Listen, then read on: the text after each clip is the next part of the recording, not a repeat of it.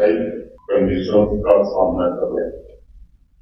1936 के बाद पहली बार 2024 में दिल्ली में 228.1 मिलीमीटर बारिश हुई।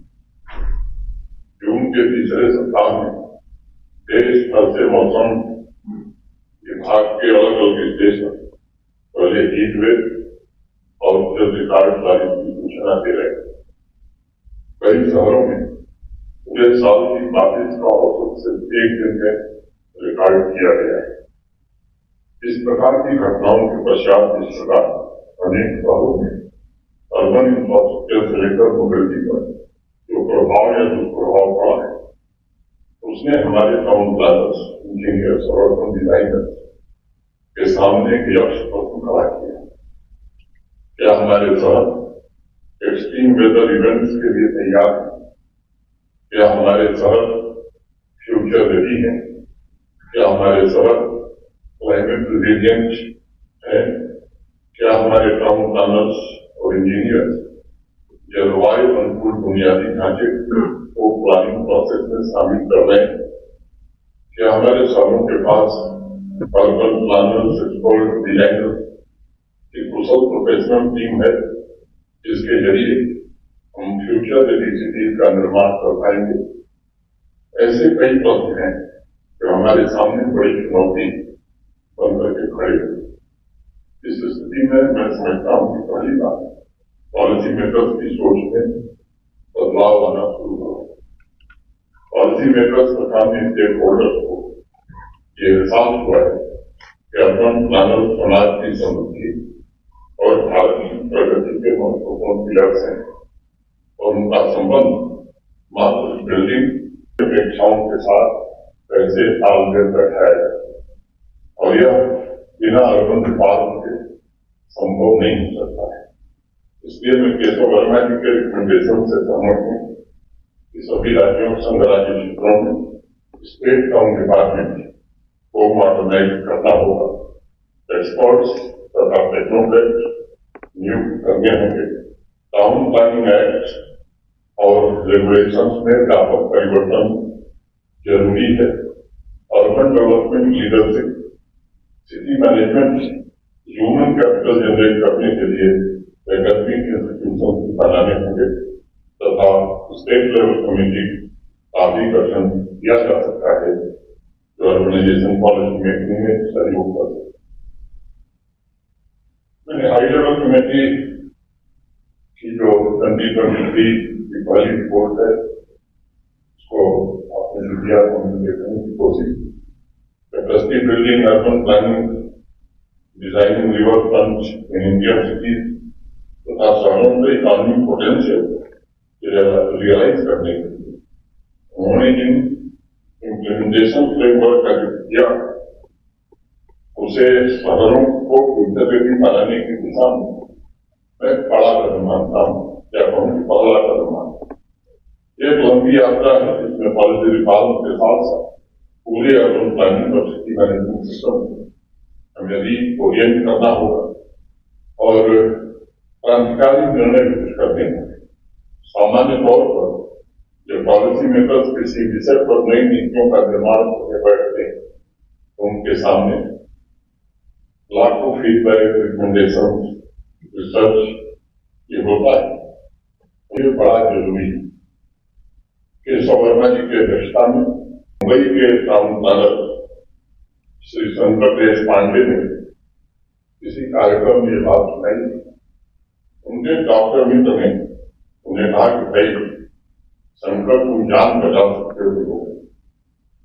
इस पर शंकर देशपांडे ने कहा जान बचाना तो तुम्हारा काम है, डॉक्टर का काम है, इसमें अर्बन प्लानर क्या करेगा। इस पर उनके डॉक्टर मित्र जो थे उन्होंने कहा कि मेरे पास आजकल इमरजेंसी में जितने पेशेंट आ रहे हैं उनमें से अधिकतर पेशेंट अस्पताल पहुंचने से पहले भीड़ में ही कम तोड़ दे रहे। और अगर तुम्हारे जैसे अर्बन प्लानर चाहें तो वो अस्पताल जिंदा बोल सकते हैं और उनकी जान बचाने में हम कुछ मदद कर सकते हैं। देशपांडे जी ने वो किस्सा सुनाते हुए कहा था पहली बार उन्हें जीवन में अर्बन प्लानर होने का महत्व बताया और उन्होंने अपनी टीम के साथ बैठकर मुंबई की व्यस्त सड़कों पर उस परिवर्तन को अंजाम देने की कोशिश की जिससे हजारों जीवन बचाए जा सके। इस पांडे जी के जीवन की असली कहानी इस बात को दर्शाती है कि शहरों के सिस्टम में मौजूद policy makers, decision makers, urban planners के प्रोफेशन को देखने का नजरिया निश्चित रूप से बदलना होगा। अर्बन प्लानर्स और अर्बन डिजाइनर्स को भी अब अपने दायित्वों का एहसास ये बड़ा जरूरी है। मैं समझता हूँ काफी हद तक इसकी शुरुआत भी हुई। माननीय प्रधानमंत्री जी के अर्बन जो नेशन और स्मार्ट सिटी अभियान के बाद शहरों के कॉमर्शियल, इंडस्ट्रियल, रेजिडेंशियल और पब्लिक स्पेस में उनके रोल को काफी प्रमुखता दी गई। केशव वर्मा जी ने अपनी पहली रिपोर्ट अर्बन प्लानर्स के नए रिक्रूटमेंट रूल्स, नगर नियोजक स्कीम, अर्बन प्लानिंग इंस्टीट्यूट तथा all India urban planning services का भी जिक्र किया है। विस्तृत चर्चा होनी चाहिए और जो फिजिबल पॉइंट्स या मैं जिन्हें कहूँ कि सात बिंदु हैं उन्हें भी फाइनल रिपोर्ट में शामिल किया जाना चाहिए।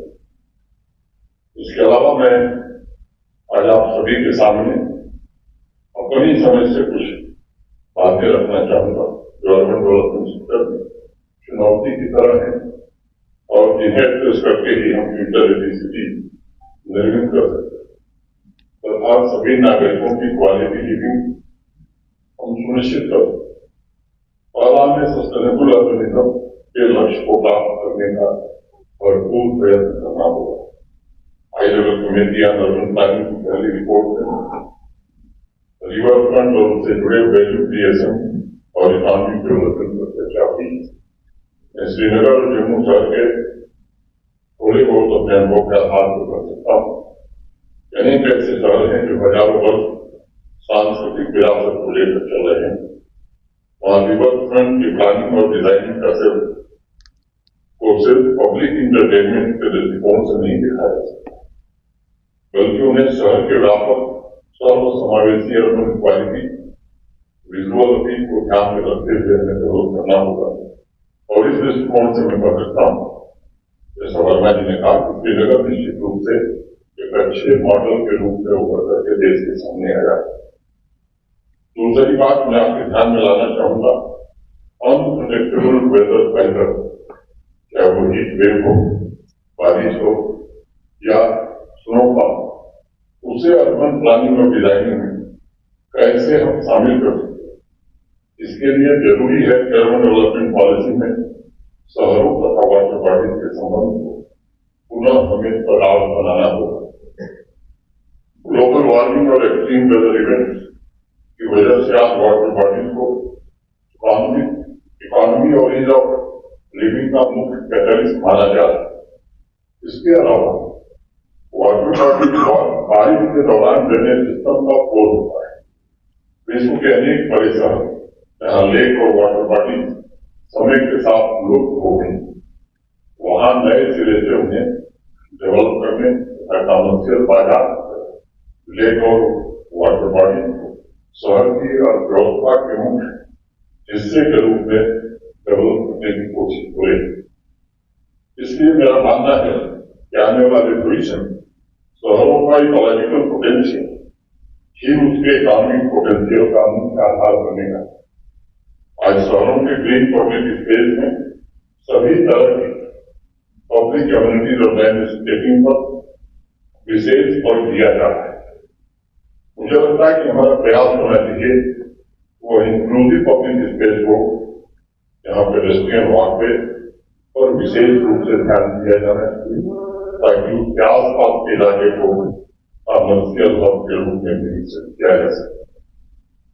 तीसरी बात मैं कहूँगा, पढ़ते हुए ऑर्गेनाइजेशन को लेकर वर्मा साहब कर लेते हमारे पूर्व प्रोग्राम जो अनुमान है कि 2050 तक भारत की आधी आबादी अर्बन एरिया में रहेगी। और उससे मुझे लगता है कि सैटेलाइट शहरों तथा उससे connected rural area economic activity quality of life शहरों से कैसे जोड़ा जाए और रूरल तथा अर्बन सुविधाओं के बीच जो गैप है उस मौजूदा गैप को कैसे कम किया जाए, ये भी हमारे विचार का विषय होना चाहिए। यह शहरों को आने वाले पॉपुलेशन के बोझ से नहीं बचाएगा तथा सैटेलाइट शहरों को भी सुरक्षित रखेगा, आत्मनिर्भर बनाएगा, आधुनिक तथा आर्थिक रूप से विकसित करने में भी मदद करेगा। ये सच है कि कोविड पैंडेमिक के पश्चात अर्बन लिविंग को पूरी दुनिया में रिडिफाइन किया जा रहा है। शहरों को हमेशा एजुकेशन, ट्रेड, टूरिज्म तथा रोजगार की विविध संभावनाओं के रूप में देखा जाता रहा है। अब लोग उसे क्वालिटी लिविंग स्पेस के रूप में देखना है और शहरवासियों को मॉडर्न फैसिलिटी और नेचर के बीच बैलेंस ये एक महत्वपूर्ण फैक्टर उनके ध्यान में आ गया है। यानी एक ऐसा होलिस्टिक इंफ्रास्ट्रक्चर जो नॉलेज कनेक्टिविटी तथा इकोनॉमिक कनेक्टिविटी के अलावा इन्वायरमेंटल कनेक्टिविटी का भी एक मूल रूप हो, ये आज समय की आवश्यकता है। इसलिए हमें ऐसी अर्बन प्लानिंग पर फोकस करना होगा जिसमें क्वालिटी ऑफ लाइफ तथा कमर्शियल एक्टिविटीज बैलेंस बना रहे। टाउन प्लानर तथा अर्बन डिजाइनर इस बात से वाकिफ है। 10 साल पहले शहरों का अलग अलग वर्गीकरण किया जाता था। इनकी विशेषता के अनुरूप कोई कमर्शियल सिटी कहा जाता था, कोई एजुकेशनल सिटी कहा जाता था, कोई रिक्रिएशनल सिटी होती थी, कोई रीजनल सिटी, कोई हेल्थ सिटी, ऐसे अनेक वर्गों में उन्हें बांटा जाता। लेकिन आज बढ़ते अर्बनाइजेशन के कारण और क्लाइमेट चेंज की चुनौतियों की वजह से मुझे लगता है कि एक ही शहर में ये सभी विशेषताएं, सभी क्वालिटी अब अनिवार्य हो गई।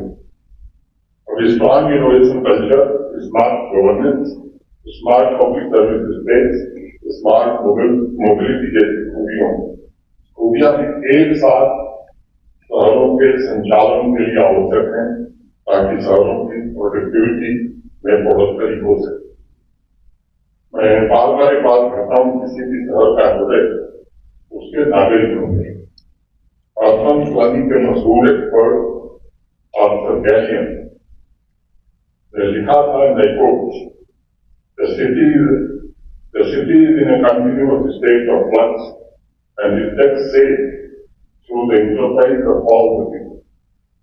इसलिए एक और बात मैं कहना चाहूंगा कि अर्बन प्लानिंग में नागरिकों के फीडबैक को शामिल करना चाहिए और इस प्रक्रिया में अर्बन प्लानर्स और डिजाइनर्स सक्रिय साझेदार कैसे बन सकते हैं, इस पर प्रमुखता से विचार किया जाना जानकारी कदम उठाने होंगे ताकि सिर्फ शब्दों और प्रेजेंटेशन में नहीं बल्कि हमारे शहर हकीकत में फ्यूचर बन सके। नागरिकों को भी इसके लिए मुझे लगता है कि जागरूक होकर फिर बहुत समझता है हाँ बढ़िया नई मशीन बात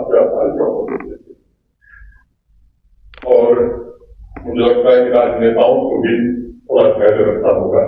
अभी जब कोई काम शुरू होता है सबसे विद्वान दो ही लोग हैं, आईएएस अफसर और दूसरे नेता। वो हर चीज के बारे में सिखाए जैसे लगता है उनको सब कुछ आता है, तो वो मतलब उनकी आयत शुरू हो जाती है। उससे मुझे लगता है कि सबको बचना होगा। इसके लिए मेरा आग्रह होगा कि फिजिकल इंफ्रास्ट्रक्चर के साथ साथ डिजिटल इंफ्रास्ट्रक्चर पर भी समान रूप से हमें ध्यान केंद्रित करना होगा। मिलकर के शहरों को ये दोनों सस्टेनेबल, इंक्लूसिव, रेजिलिएंट और सुरक्षित बना सकें। ये सच है कि हम फ्यूचर प्रेडिक्ट नहीं कर सकते, इसलिए बड़ा सवाल ये है कि ऐसी स्थिति में क्या हम सिटी की फ्यूचर को भी कर सकते हैं। मैंने इंजीनियरिंग पढ़ी है, प्रैक्टिस नहीं की है, लेकिन मोटे तौर पर एक नागरिक के नाते मुझे लगता है कि रेजिलियंस प्लानिंग है फ्यूचर प्रूफिंग की दिशा में सबसे महत्वपूर्ण कदम है। और इसलिए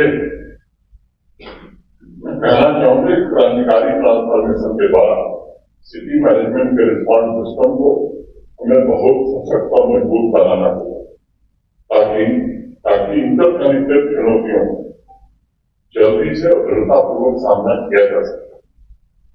बात मैं कहूंगा, फ्यूचर मोबिलिटी को ध्यान में रखते हुए हमें आने वाले समय में मल्टी मॉडल इंटीग्रेटेड ट्रांसपोर्टेशन में विशेष रूप से इन्वेस्ट करना।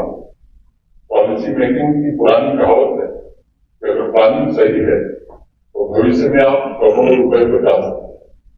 और इसलिए मुझे लगता है कि connectivity, technical infrastructure, green infrastructure, communication infrastructure, environment protection, public safety, ये 6 पहलू ऐसे हैं जिन्हें हमें ध्यान से विचार करना होगा। आने वाले 2 दिनों मुझे विश्वास है 2 दिन से श्रीनगर कॉन्फ्रेंस में विधान तथा उनसे जुड़े रिलेवेंट विषयों पर आप सब विचार करेंगे।